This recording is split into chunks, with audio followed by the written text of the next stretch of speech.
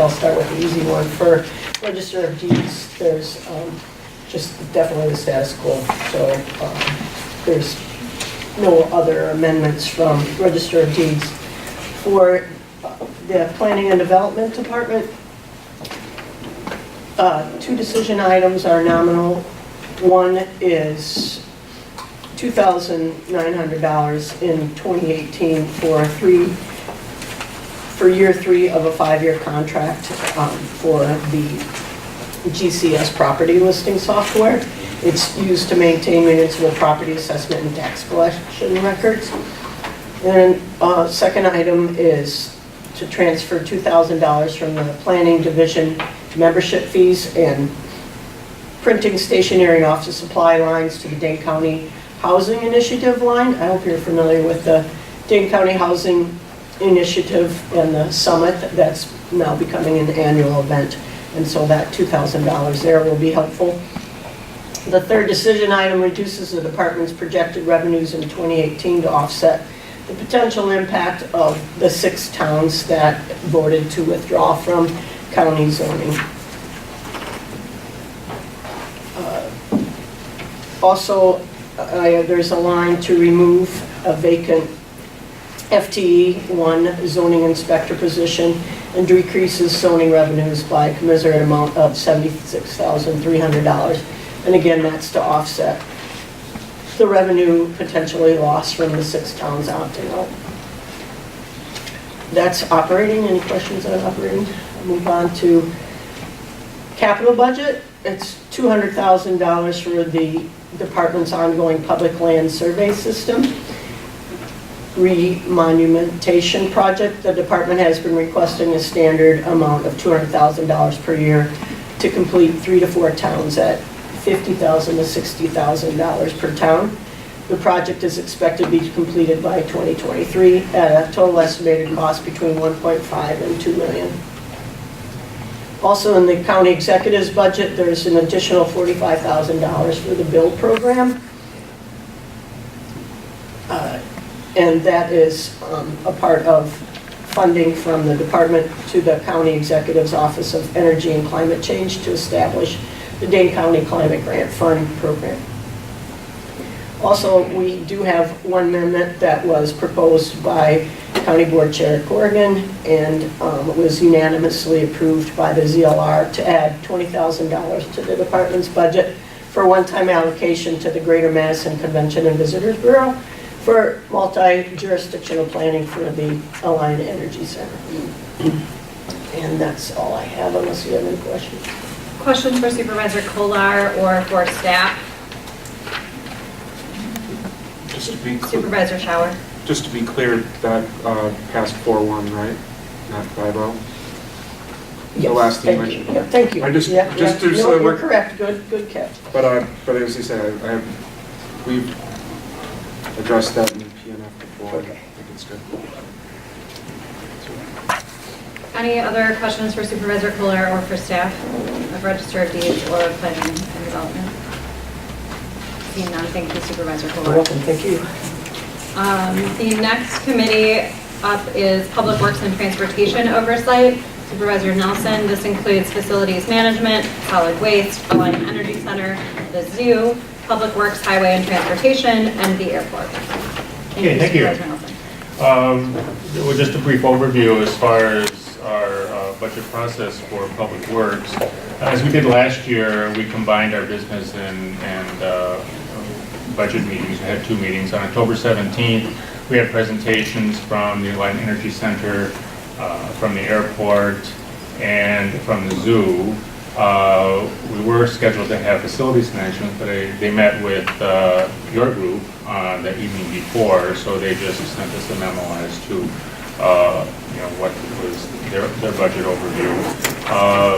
The news from that evening was very good. In fact, we have just 3 from facilities management, but as far as the other 3 areas, there are no amendments to the budget. I should just point out that the good news is that the airport is going to have another record year as far as passenger traffic goes. The zoo is going to have another record year of attendance, and it looks like the AEC is going to have another year of showing a profit. So we did have a lot of good news to hear at the budget hearing.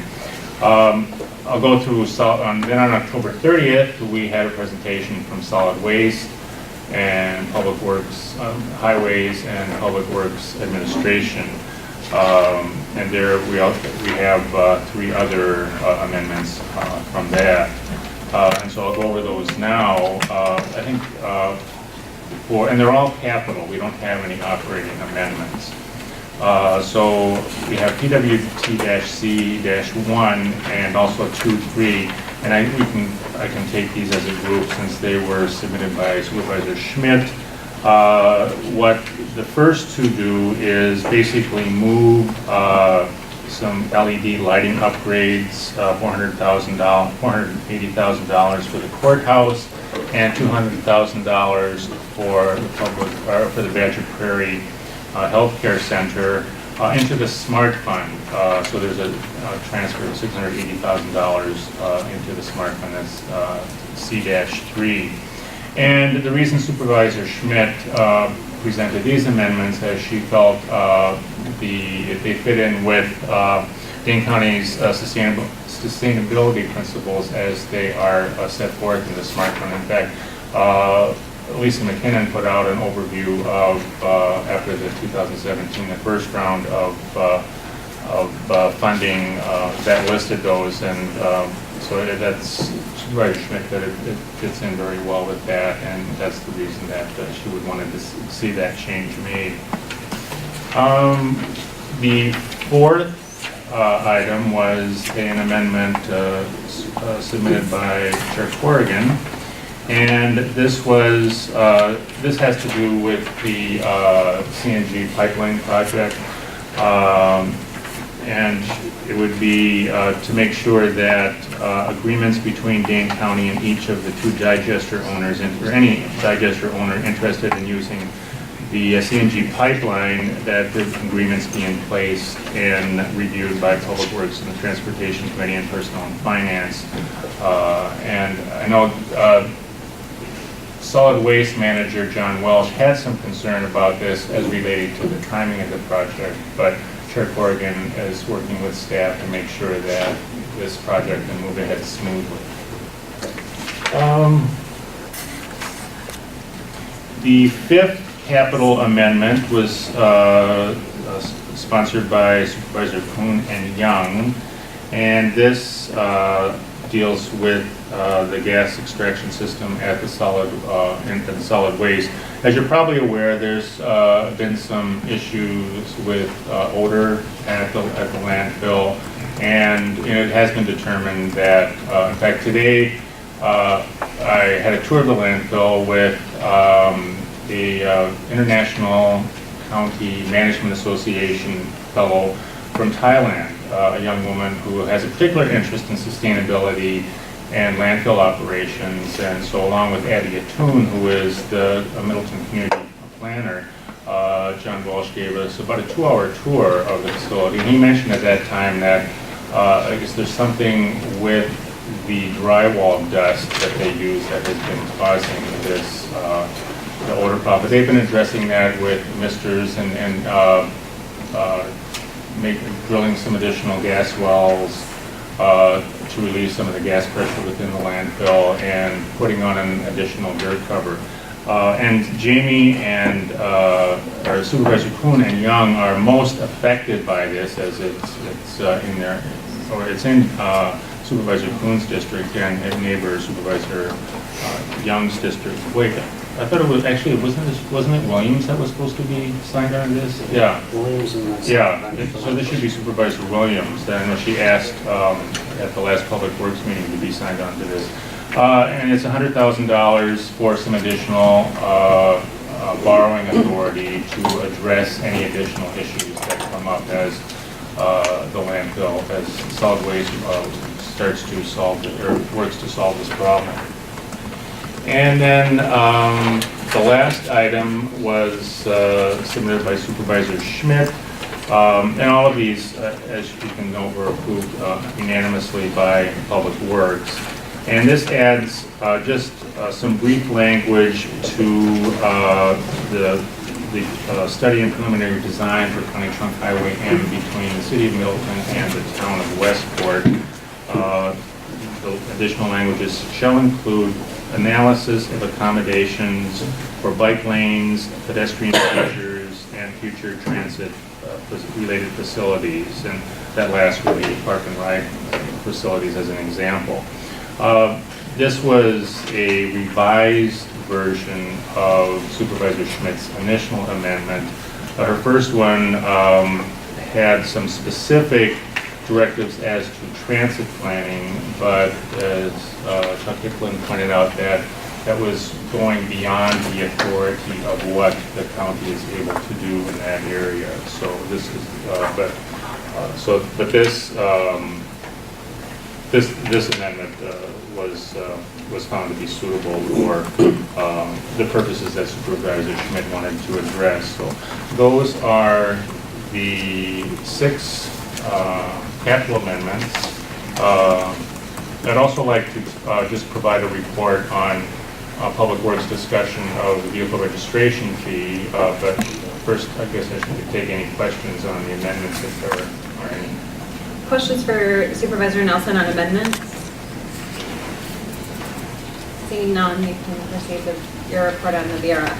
Okay, I have a... We did distribute it, so Okay. members should have a document that looks like this before them. Now, obviously, this is an issue that people aren't giving a real big bear hug to. And with that in mind, I was trying to think the best approach to, to be having a discussion about this at our October 30th meeting. And I thought about how, since I've been on the board, and even when I was running for office the first time, for me, Dane County, as shown in this first line graph, population growth in Dane County have always gone hand in hand. And you can see that through the constant upward motion of the line graph here in increasing numbers.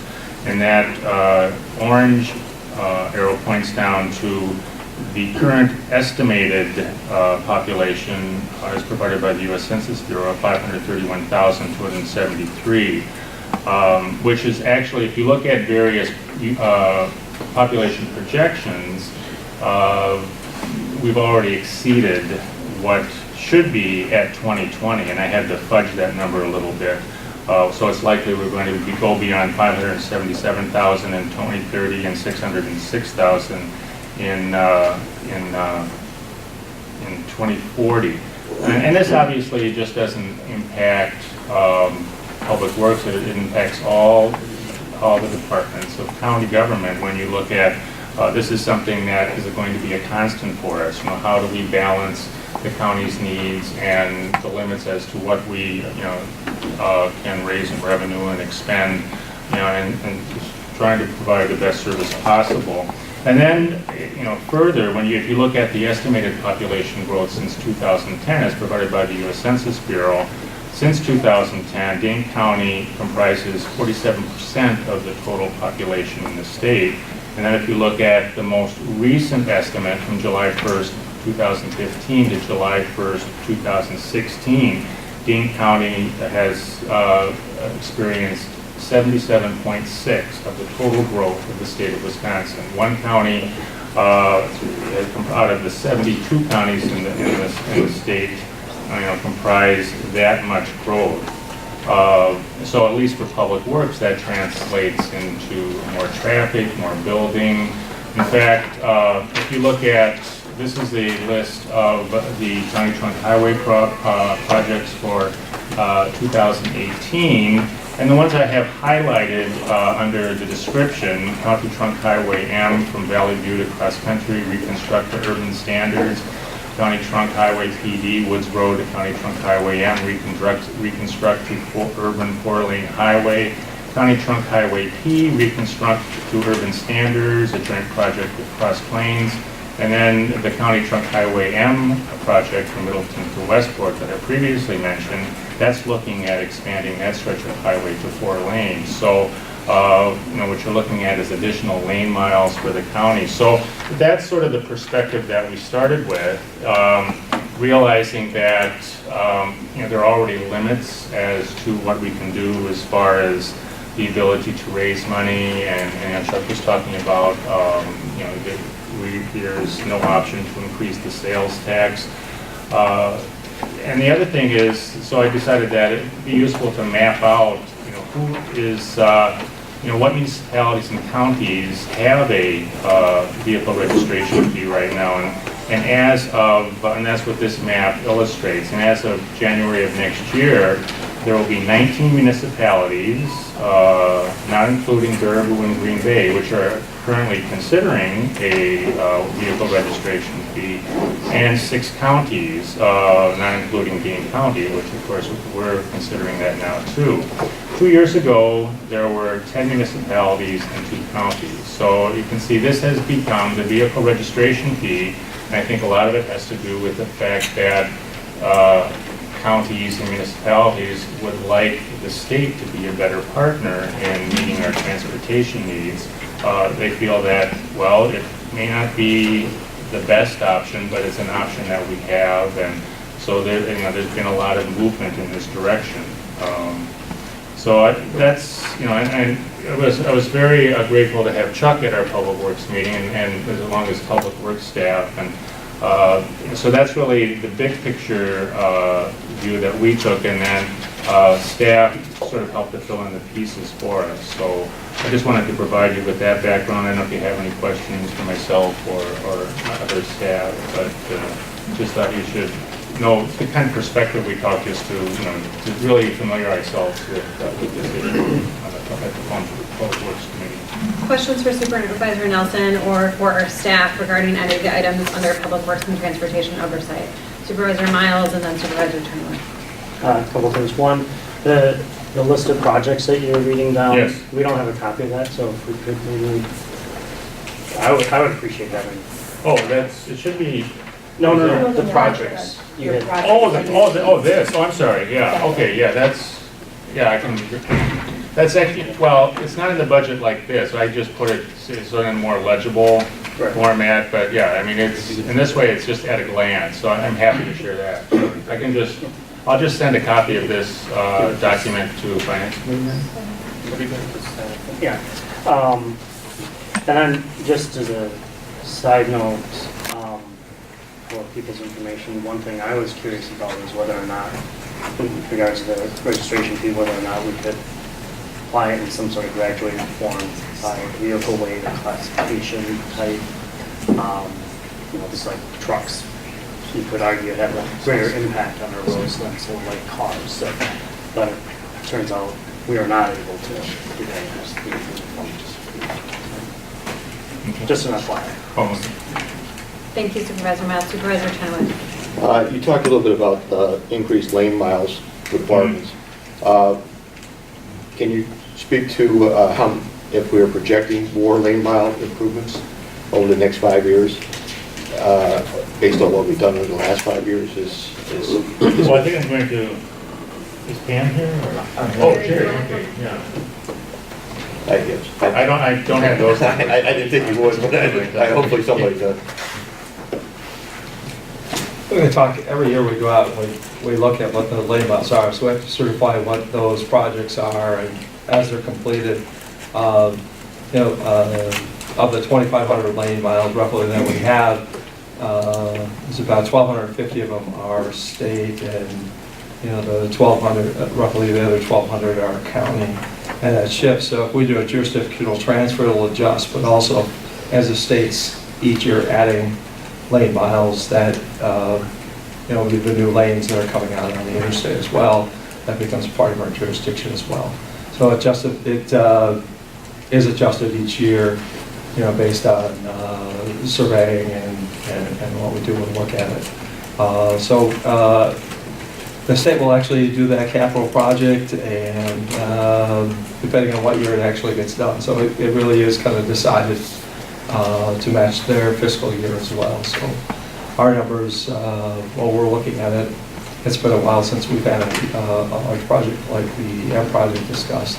And when that comes online, we actually get that built, and that will change our lane miles as well. So roughly right now, we're at that, just over 2,500, 2,545, something like that. I get a couple of other follow-up questions. Thank you, Madam Chair. And you're saying 1,200 miles of it is really county Correct. oriented. Well, I guess my question is, are we planning on increasing, I mean, I know we have a capital plan, we should have a capital plan that talks about lane mile improvements over the next 5 years, say roughly, I don't know what your parameters are. Is there any plan out there, or is there anything in the planning stages saying that, not necessarily based on this vehicle registration fee, but are we planning on making an increase based on the average lane miles that we've improved over the last 5 years?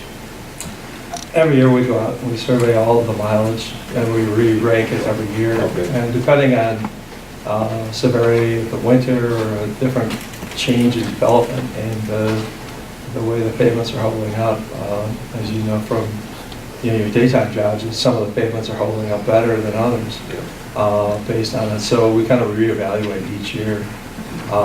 And we actually go out and visit with towns, cities, and villages too, and they're right along on those ride-alongs too. So based on that and pacer rating, we actually go out and rate those. We don't always share those ratings because things change so dramatically each year. If there's something that's in the program, we may have that in the program, or if it's something that goes in the transportation improvement plan, that'll be listed. But oftentimes that 5-year plan is it moves so quickly based on what a development or happen, or if someone puts something in and then they have a lot of hauling that's going on for rock or something like that, that could really deteriorate the road very quickly. Some type of business change along that way might affect something. So we have those ranked, and we rank them each year, and based on that and the willingness of partners to participate in the projects, that can also, whether they can come up with their portion according to our cost sharing plan, it can affect the timing of those projects as well. Is there going to be any changes in how we partner with local municipalities based on this change in our I think it's maybe too early to say it at this point. In our initial proposal, we had with the vehicle registration fee wasn't in there, so it came in the county exec's budget. And now going through that process and seeing how that will play out, and then you can see there's not a full year of it even in this next year, to kind of see how that affects operating costs, and then how we apply that will be important in coming up with standards and how we're going to apply it towards operating. And then after you cover the operating expenses, are you going to look at that in capital? I don't know, Chuck, maybe you want to comment on that. Yeah, I think that the most important thing for the VRF is going to be able to stabilize our funding for transportation. Right.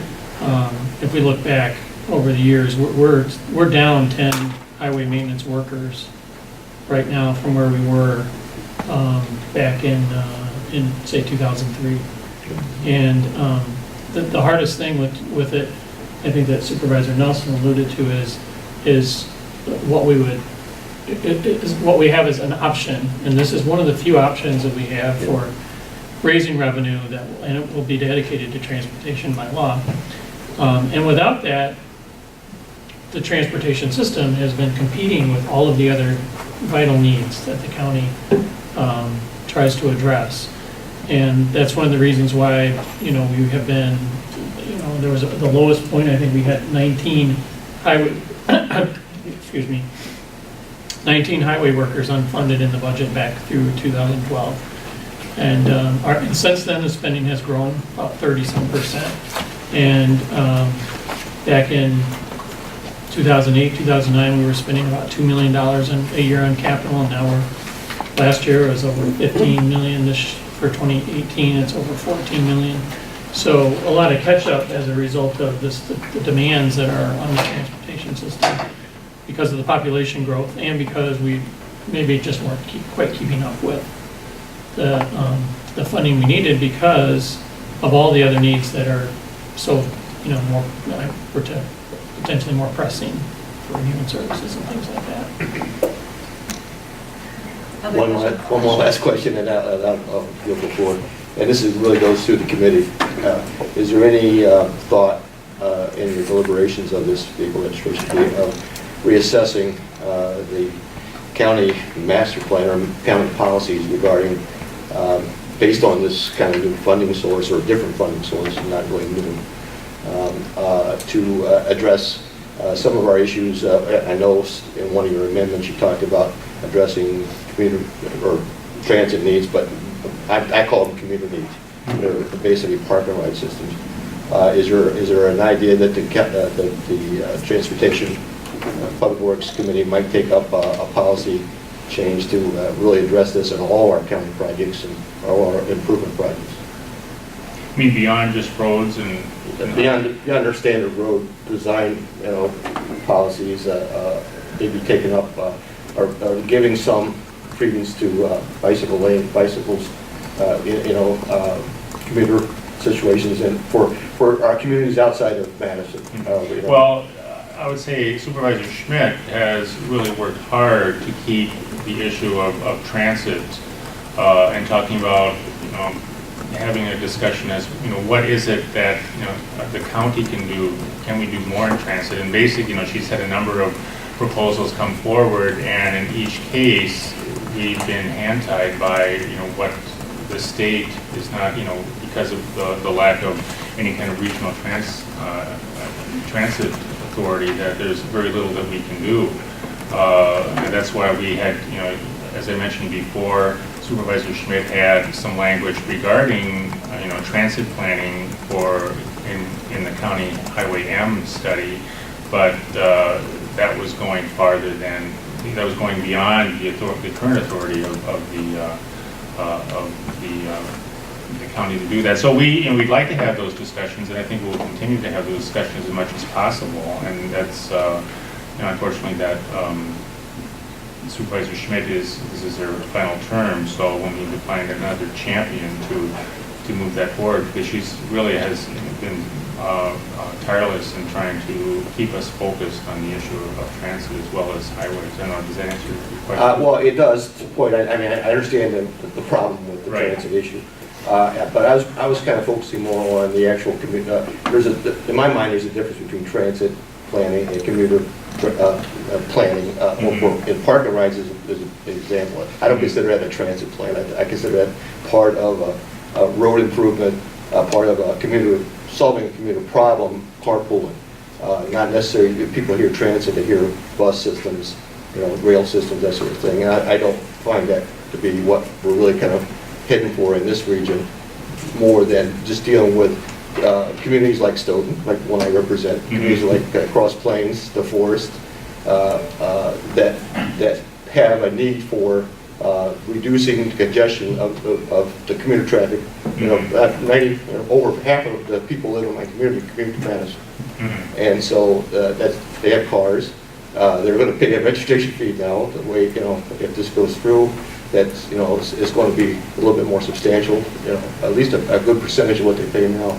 And I think what I'd like to see is the county really kind of going forward with more policy to deal with the commuter issues that we have in our community. And I'd like to see our own board committees address that issue. Well, and I think I think that would be a good issue to address, and put that into our topics of things to discuss. And look for input from supervisors who represent those areas, as you mentioned, Stoughton, the Forest, where indeed there are increasing traffic problems because of population growth and commutering. So we'll be happy to look into that. Thank you. If I could just add on the bike, all of our facilities, when we look at them, whether it be an overlay, we do look at the possibility of adding a paved shoulder, making it safer for bike commuting along the way, unless it's impractical or we have to buy a right away that's more costly than the whole project itself, or it's just not practical to add lanes onto it. So in those projects, we've made a good effort to try to make sure that it is safer, or incorporated those elements into all the projects that we're moving forward with. So that is a design element and most of them it's been practical. There has been some situations where it's been cost prohibitive. So. Thank you, Madam Chair. Further questions from the committee? Supervisor Bertle.